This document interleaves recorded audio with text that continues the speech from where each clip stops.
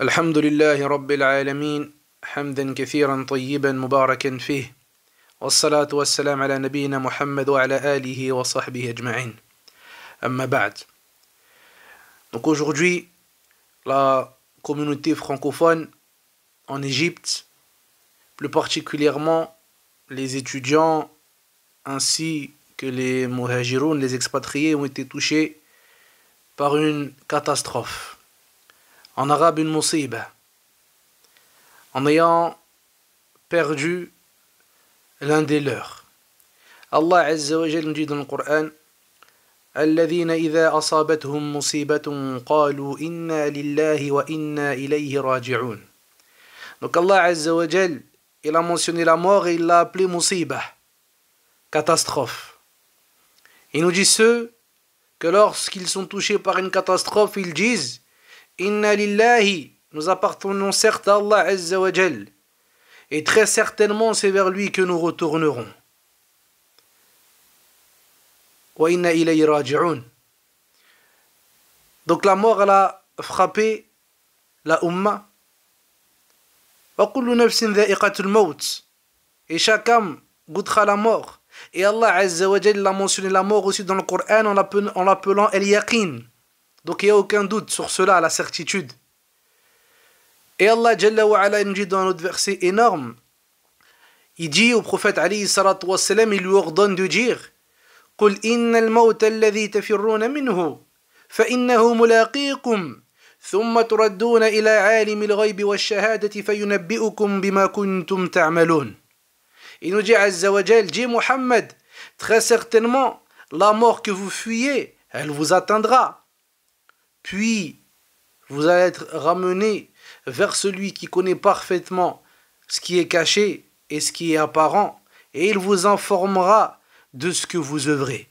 Jalla wa ala. Donc l'être humain, il essaye d'esquiver la mort, mais quoi qu'il arrive, eh bien la mort, elle va l'atteindre. Et même si on est tous unanimes, les croyants comme les non-croyants, sur le fait que cette mort est inéluctable, inévitable, bien malgré tout, on est toujours choqué. On est toujours touché quand ça arrive. Donc nous, aujourd'hui, on a enterré notre frère Ilyas, rahimahullah, et subhanallah al-azim, bien qu'on est tous conscients que la mort, elle n'a pas d'âge, elle n'a pas de sexe, elle ne regarde pas l'origine, elle ne regarde pas le rang social, eh bien on est toujours choqué, et on est toujours touché. Et c'est pour ça, quand on regarde chez nos pieux prédécesseurs, rahmatullahi alayhim, eh bien, ils étaient touchés aussi. Ibrahim al-Nakha'i nous dit كانت الجنازة تجعلهم محزونين يعرف ذلك فيهم. Il disait que la janaza rendait les gens tristes.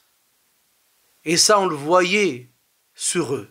Et l'A'mash disait dans le janaza لا ندري من نعزي من حزن القوم. On ne savait pas à qui on devait faire nos condoléances de par le fait que tout le monde était triste. Yani que ce soit la famille du défunt ou bien un musulman parmi les autres, tout le monde était touché. De quoi? De par cette grandeur et ce rappel énorme qui est le rappel de la mort. C'est pour ça que Uthman radiyallahu anhu, il pleurait lorsque il voyait la tombe, et il se rappelait que c'était la première demeure parmi les demeures de l'au-delà. Et Omar ibn Abdel Aziz, il rapporte, il dit qu'il rassemblait les savants de Médine, et que tous ensemble, ils se rappelaient la mort. Et tout le monde pleurait, كأننا في جنازة, comme si on était dans une janaza. Donc ça te montre que eux, dans la janaza, c'était la tristesse ainsi que les pleurs.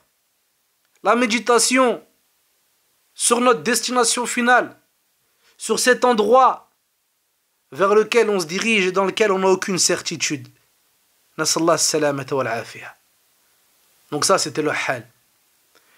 Et nous, aujourd'hui, on a perdu un frère qui, je pense, chacun d'entre nous, eh bien, il se voyait en lui quelque part.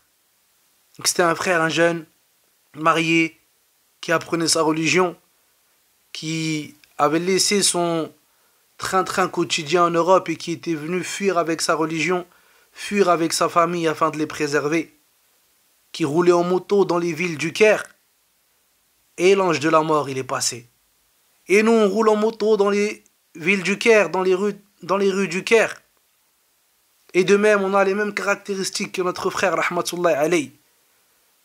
Donc le cœur, il est particulièrement touché. Même si on se connaît avec proximité ou sans proximité, eh bien on est touché. Et aujourd'hui, on a vu que notre frère, rahimahullah, qui nous a quittés, eh bien on a vu une janaza, une prière énorme. Des centaines et des centaines de frères qui se réunissent pour notre frère. Des invocations depuis qu'on a appris son décès de partout. Et là tu médites et tu te dis subhanallah al-azim. T'entends que notre frère il était dans des actions de bien, qu'il aidait son voisin, qu'il aidait ses petits frères à apprendre la langue arabe, qu'il les aidait à apprendre la parole d'Allah Azza wa Jalla, le Coran, qu'il les aidait à s'installer, qu'il les aidait dans leurs études. Et t'entends toutes ces choses de bien. Alors que des fois, tu as des gens qui sont discrets, pas connus auprès de tout le monde. Mais quand la mort elle arrive, Allah Azza wa Jal, il élève.